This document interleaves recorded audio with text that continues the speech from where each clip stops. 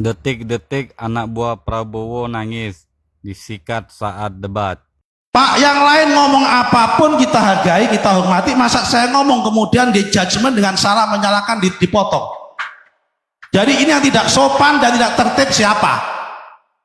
Saudara-saudara sekalian, ini adalah forum tentang demokrasi ketika bicara seperti ini.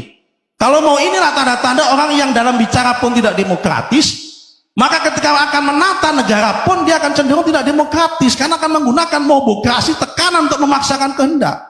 Karena itu saya katakan orang yang mengisukan, memaknai dan mengusung tentang tema pemakzulan adalah pertama orang yang anti demokrasi, yang itu dia mengandalkan konsep mobokrasi, dan itu tidak sejalan dengan kedaulatan rakyat, tidak sejalan dengan proses reformasi yang digalang dengan semangat 98.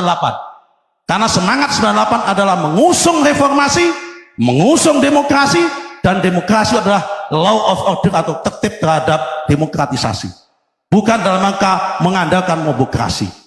Kalau dikatakan presiden dianggap membahayakan di mana? Apa yang membahayakan dalam hari ini?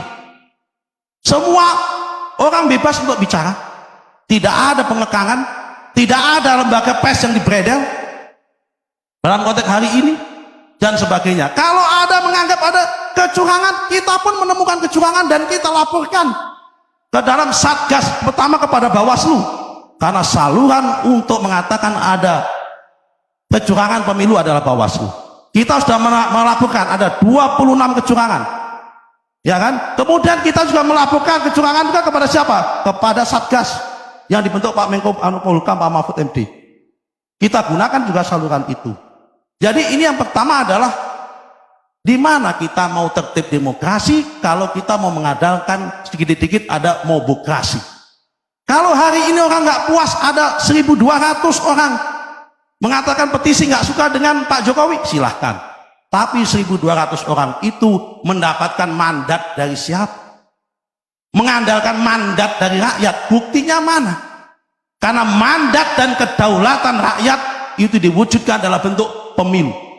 Dan di pemilu nanti tanggal 14 Februari, disitulah mandat rakyat akan diberikan.